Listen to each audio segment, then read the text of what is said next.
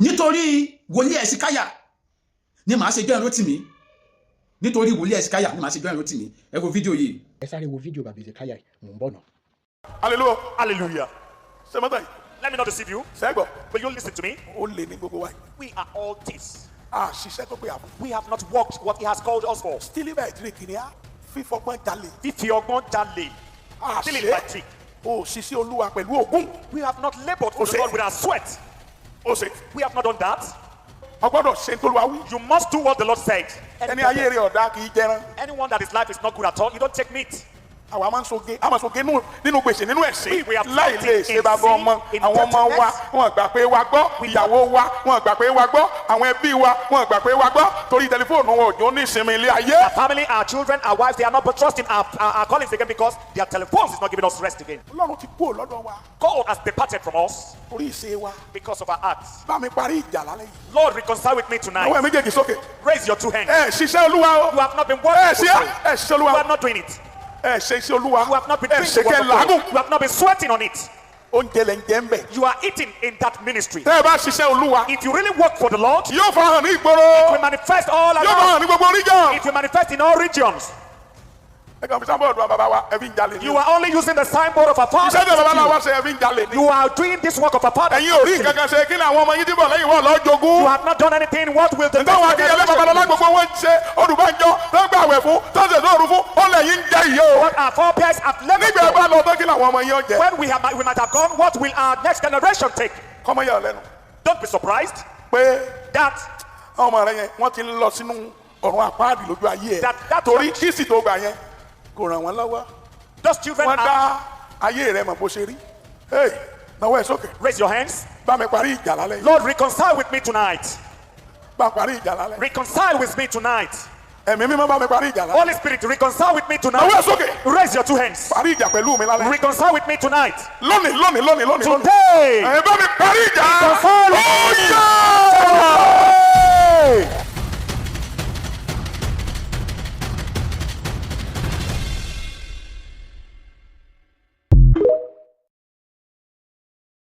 Ẹ káàbọ̀ padà sórí ojú ìwé Rótìmí Daniels Foundation for Peace and Equity. Ẹ jẹ́ n kọ́kọ́ béèrè nǹkan kan. Ǹjẹ́ tó bá jẹ́ irú àwọn mẹ́sẹ̀gì yìí ni a rí nírú àsìkò yìí tàbí látẹ̀yìn wá nínú body of Christ, ǹjẹ́ irú àwa báyìí máa dìde? Ẹ kọ́kọ́ jẹ́ kí ìdáhùn sí ìbéèrè kó mọ já yín fún jẹ. Ṣé ẹ gbọ́ mẹ́sẹ̀gì láàrin 3 minutes? Ṣé ẹ gbọ́n tí bàbá Èsíkáyà sọ tó mú orí wú? Tí wọ́n bá ń fún wa nírú mẹ́sẹ̀gì báyìí tí wọ́n kàn tún wá sọ lásán tí wọ́n ń wùwà ẹ̀ débi wípé wọn ò jẹ́ kí ẹ̀yin èèyàn olórí burúkú aṣèrè tẹ́ pera yín ní Christians, tí wọn ò jẹ́ kẹ́ ẹ mọ̀ ti àwọn gbọ̀ngbọ̀n wípé ẹni yẹn tí ò bá ti gbọ́ orí tó bá ti pray tí ò bá ti sọ nǹkan kan ó mì pé Ọlọ́run ò pè nìyẹn. Ṣé bẹ́ẹ̀ yẹn lẹ bá yé wọn jẹ́? Torí pé ẹ̀ ń wá prayer wèrè káàkiri, a fẹ́ ṣiṣẹ́ à ń wá prayer kiri, àwa la bá yé àwọn bàbá ìjẹ́. Àwọn náà dẹ̀ ń tira wọn gbọ̀ngbọ̀n. Tẹ́ bá fi gbèrú mẹ́sẹ̀gì báyìí sílẹ̀ tí oníkálukú mú jẹ pé wọ́n lọ́n wá ràn mí lọ́wọ́ nínú ọ́fíìsì mi tí mò ń lọ lẹ́nu, mi ò gbúdọ̀ bá yé aláyé jẹ́, mi ò gbúdọ̀ sáìn pépà tí ò yẹ kí n sáìn, mi ò gbúdọ̀ torí pé mò ń wá position kí n kó bẹ́ẹ̀ ni ẹlẹ́ni. Ṣé ayé máa rójú àbí ò ní rójú? Ṣùgbọ́n ibi tí wọ́n bá ti sọ pé wọ́n ríran wọ́n ń jíṣẹ́ ó ń ṣẹlẹ̀ wọ́n ń ṣe kinní kan, ìbẹ̀lẹ̀ yìí olórí ibu máa lọ. Torí ìdí ẹ̀ tí mo ṣe ń bú ẹ̀yin tẹ́ ń tẹ̀lé wọn tẹ́ mọ̀ pasán ni wípé tó bá jẹ́ irú mi ni mo dìde ní tí mò ń sọ wípé irú nǹkan tí mo sọ irú nǹkan tí bàbá Èsíkáyà sọ wípé wọn ò ṣe dáadáa irú nǹkan báyìí, ọ̀pọ̀ náà yá ni pé kémi náà lọ dá chọ́ọ̀chì sílẹ̀, ọ̀pọ̀ náà yá ni pé kí n lọ rọ́ọ̀lù chọ́ọ̀chì kí n wò bó ṣe rí, ọ̀pọ̀ náà yá ni pé ṣé bẹ́ẹ̀ ni bàbá Èsíkáyà láti gbọ́n sìn. First and foremost bàbá Èsíkáyà Elédùmarè ó bá mi dìyín mú.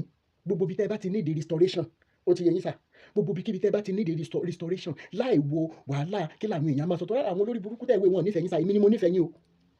Mo nífẹ̀ẹ́ yín torí wípé àwọn nǹkan tẹ́ ẹ fi kọ́ wa pé ìdọ́bọ̀ ọ̀run kù dẹ̀dẹ̀ aráyé ẹ yípadà òní ìdájọ́ ayé ń bọ̀ tí yóò béèrè lọ́wọ́ wa báwo la ṣe lò ó ìgbésí èmi nífẹ̀ẹ́ yín. Gbogbo bí kíbi tẹ́ wá ti need restitution àti restoration ẹ tètè lọ bẹ̀rẹ̀ sí ní ṣe sà. Ẹ̀yin náà wo mẹ́sẹ̀jì kékeré tẹ́ gíìfù ó wọ ni lọ́kàn ó pa ni lẹ́kún. Ẹ̀yin fúnra yín gan ó dé level kan ẹ fight ẹkún yẹn ni. Ẹ lè mọ gíìfù mẹ́sẹ̀jì báyìí látẹ̀yìn wá ká dìde náà. Ẹ lè mọ gíìfù mẹ́sẹ̀jì báyìí lọ́tún lósì lókè nílẹ̀ láàrin. Kí ló wá máa question Bible tá à ń question lé ní sáà. Tẹ́ẹ̀dẹ̀ tún máa preach ẹ̀ lásán tẹ́ẹ̀ tún dá ìfẹ́ ọmọlàkejì padà sínú body of Christ. Tẹ́ẹ̀ bá ń ṣe bẹ́ẹ̀ tí ruwa ìbá dìde ó yẹ ká gbé wa lọ fún psychological evaluation ṣùgbọ́n ẹ wo bẹ́ẹ̀ ṣe palanada. The next question tá máa bèrè sí ni wípé ṣẹ́pà ṣì bòró ṣá àbẹ́pà ò bòró mọ́ àbáṣọ ò bá ọmọ yẹ mọ́ṣọ́mọ́ yẹ ti rìn òwò ọjà mi ìfẹ́ rò bẹ́ẹ̀. tẹ́ ẹ bá jẹ́ kí irú àwọn mẹ́sẹ̀gì constant kí gbogbo àwọn tó dẹ̀ wà nínú ìgbèkùn yín tẹ́ ẹ tú wọn sílẹ̀ pé you know what, if I die I die, if I perish I stand with God alone. Gbogbo ìtẹ́ ẹ bá ti ṣe tẹ́lẹ̀ ẹ lọ túbá, because it is one thing to be saying it, it is one thing to be doing it. Torí bíbélì sọ pé àwọn ẹni yìí fi ète wọn súnmọ́ mi ṣùgbọ́n ọkàn wọn jìnnà sí mi Olúwa. Ṣé bí nǹkan tí bíbélì yín sọ nìyẹn? Nítorí ìdí èyí kan fọ́nrán ìmúṣẹ kọ́kọ́ fẹ́ fi appreciate bàbá Hezekiah. Ẹ ní dàgbàyà, ẹ ní tí ẹ ní tẹ́ lẹ́ẹ̀kan sí gbogbo bíkíbi tẹ́ ti ní the restitution àti restoration. Elédùmarè ó mọ̀ bá mi fà yín lọ síbẹ̀. Débi wípé dìgbà tẹ́ bá tó ṣe nǹkan méjì kẹ́ tó nísinmi. Mo wá appreciate yín ni, mi ì fẹ́ sọ kankan.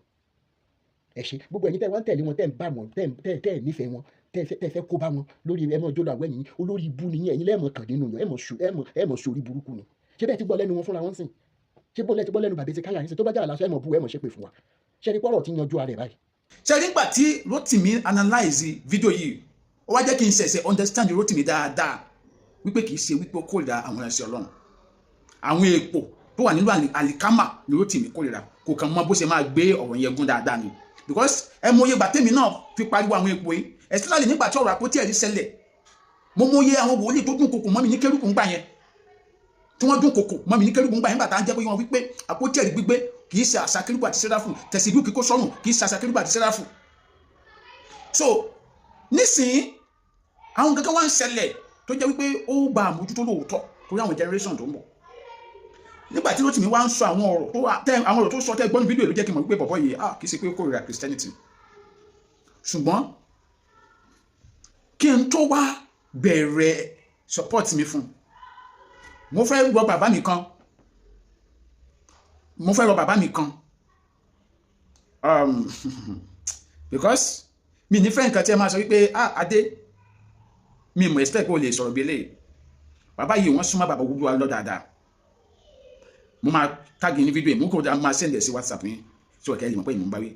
Dájú mi sà, gbogbo èdè tẹ bá lè sá, gbogbo ní tẹ bá lè rìn tẹ fi máa bá bàbá gbogbo alọ́sọ̀rọ̀ wọn wípé tí wọn bá lè fi ìyàwó wọn hàn lórí social media kí wọ́n kàn sí ìyàwó wọn ká fi ọ̀rọ̀ yìí sọ̀rọ̀ family ibi tí ọmọ wọn bá wà kí wọ́n jẹ́ kó mọ̀. Tó bá jẹ́ pé wọn fẹ́ gbà sórí social media kí wọ́n yanjú ẹ̀ nítùbínúbí pẹ̀lú àwọn àna wọn. Mi ò bí understand ẹ̀ ní bẹ́yẹn. So ẹjọ́ mo ń bẹ̀ yín ni mo fi Ọlọ́run bá bẹ̀ yín. Gbogbo ẹ̀yin tẹ́ jẹ́ Kristẹni tẹ́yìn náà wò ní wò pé kò dáa kákàndé máa gàgà wọn lọ́sọ̀ Ọlọ́run necessarily. Mo ń bẹ̀ yín, mo fi Ọlọ́run bẹ̀ yín, mo fi kú Jésù Kristi orí àgbélébùú bẹ̀ yín, mo fi ẹ̀jẹ̀ ọ̀dọ́ àgùntàn mo fi bẹ̀ yín, mo fi ọjọ́ tọ́lọ́run dá ayé àti ọ̀run mo fi bẹ̀ yín, mo fi pè yín bẹ̀ yín, mo fi ìfàmì òróró yín mo fi bẹ̀ yín, mo fi àpá tó wà ní ìhà Jésù mo fi bẹ̀ yín. Gbogbo ọ̀nà tẹ́ bá mọ̀, gbogbo èèyàn tẹ́ bá mọ̀ tó súnmọ́ bàbá wòlíì àlọ́, ẹni kan bá wọn sọ̀rọ̀ pé ok ọ̀rọ̀ yìí má fi sọ̀rọ̀ lórí social media. Ìgbésẹ̀ tó bá lè gbé tí àwọn àna ẹ̀ tí wọ́n á fi mọ tọ́mọ wọn wà tí wọ́n á fi gbóhùn ọmọ wọn gbé àdìmọ̀ yà lè lọlẹ̀ lórí social media. Nǹkan tó yẹ kí n sọ lé ní pé tèmi bá ń padà sọ̀rọ̀ kẹ́ má ba ní ó mọ̀ ń ba wòlíì àlọ́ jẹ́ ni àwọn ń bínú ògo wòlíì àlọ́ ni. Tí a pé Christian ni mí mo jẹ̀ súnmọ́ CAC, mo gbọ́dọ̀ pastor CAC rí dáadáa. Ẹ̀gbọ́n mi mo gbọ́dọ̀ ẹ̀rí pastor CAC ni. Tí ẹ̀gbọ́n mi wọ́n jẹ̀ sì jẹ́ pastor CAC dọ́là. Mo ní ọ̀rẹ́ tó jẹ́ prophet ní CAC. So mi kì í ṣàlejò CAC, mo lọ CAC rí dáadáa. So kò ní lè di pé kò mọ nǹkan tí ó mọ̀ ló ń sọ. So mo ń bẹ̀ yín ni. So because àkànní máa káríwọ́ báyìí lójoojúmọ́. Èmi nǹkan tí èmi dẹ̀ ń sọ láti ilẹ̀ nípa ọ̀rọ̀ yìí kì í sọ̀rọ̀ social media. Nǹkan tí èmi ń sọ láti ilẹ̀ nìyẹn pé ọ̀rọ̀ yìí kì í sọ̀rọ̀ social media. Mi ní káyọ̀ àwọn tó ń bèrè ọmọ wọn má bèrè ọmọ wọn. Mi dẹ̀ ní dandan kan gbé ọmọ wá sórí social media. Nǹkan tí èmi sáà ń sọ ni pé ọ̀rọ̀ yìí wọ́n lè yanjú ẹ̀ nínú láàrin agbolé láàrin ọkọ̀ fi sọ̀rọ̀ family kí wọ́n yanjú ẹ̀ láì wá sórí social media. Nǹkan tí èmi dẹ̀ ń sọ láti ilẹ̀ náà ni pé ọ̀rọ̀ yìí kì í ṣe nǹkan tí a lè ní yanjú lórí social media. To God who made me. Mo kì í sọ social media fún Olúwa lóníyàwó. Ṣùgbọ́n nígbà tọ́rọ̀ ti bẹ̀rẹ̀ èmi ti rò pé ó yẹ kí bàbá yẹn kan sọ pé ẹ̀yin family ìyàwó mi orí social media wọlé tún mi ìyàwó náà kò sí náà tó sọmọ yìí ó yẹ gbọ́ voice ẹ̀ kí ẹni tó sọ mami ìyá màmí àbúrò mi yẹn pẹ̀lú àlàáfíà mo wà ìgbà kan kan as simple as that. Èmi ṣe ń sọ tẹ́lẹ̀ wípé ká má fèsì orí social media because àwọn kan ti ń sọ pé ṣé kìí ṣe pé mo gba owó pé bí àwọn sanwó fún mi kí n máa defend prophet Olúwa wọ́n tó sanwó fún mi láti defend anybody o. Èmi rí pé bọ́ọ̀lù ẹ̀ ṣe wá sórí social media àwọn kan ti ń fi ń sọ̀rọ̀ sí Christianity in general ni o pé àwọn kan ti ń kó gbogbo àwọn ẹ̀sọ́ náà papọ̀ pé bí àwọn ẹ̀sọ́ náà yẹn ṣe ń ṣe nìyẹn kó tó bí èmi nù tẹ́lẹ̀ nìyẹn. So mi ò gbọ́ owó lẹ́wọ́ anybody fún mi lówó pé láti defend anybody o. So yàrá rí pé mo dẹ̀ tún sì ń bẹ̀bẹ̀ náà sí náà ni pé kọ́rọ̀ yìí torí mo ti bá àwọn kankan ti ń join láwọn àwọn co-bloggers tó yẹ pé mo mọ̀ pé àwọn náà kì í déédéé dá sọ̀rọ̀ àwọn náà ti ń join. So kódà bí about 2-3 almost about 2 or 3 of them ló ti pè mí pé adé ṣé kìí ṣe pé o ti gbowó tí wọ́n ní kó máa defend àwọn mo ní mi ìgbowó lọ anybody but èmi rò pé ọ̀rọ̀ yìí tẹ́lẹ̀ wọ́n lè settle without coming on social media. That was my thought. Jèmi ṣe sọ pé oye ọ̀rọ̀ yìí ò le tó báyìí kò sí nǹkan tó yẹ kó le tó bẹ́ẹ̀ ìbọn wọ́n rí pọ̀ ọ̀rọ̀ yìí ń sin báyìí ó ti ń le jù bẹ́ẹ̀ lọ but still táwa bá bẹ̀rẹ̀ ní gbé ìgbésẹ̀ orí social media the only thing tó máa jẹ́ ká padà gbé ìgbésẹ̀ orí social media ni pé táwa ti involve commissioner of police lẹ́kìtì Tondo àti chief of justice ní state méjèèjì àti DSS tí wọ́n wá gbé ìgbésẹ̀ kankan àwa expose gbogbo wọn on social media àtàwọn bàbá CAC àwọn bọ́ọ̀dù wọn tábà ti involve wọn tábà rí pé wọn gbé ìgbésẹ̀ kan àwa pariwo ariwo gidi ẹ̀dẹ̀ mọ̀ wípé èmi kọjá ẹni tẹ́nìkan máa sọ pé máa fi pè mí báyẹ̀ jà mo kọjá ẹ̀ so ẹjọ́ àjùwàsí this is Adomade. Ade Omade, advocates for the masses.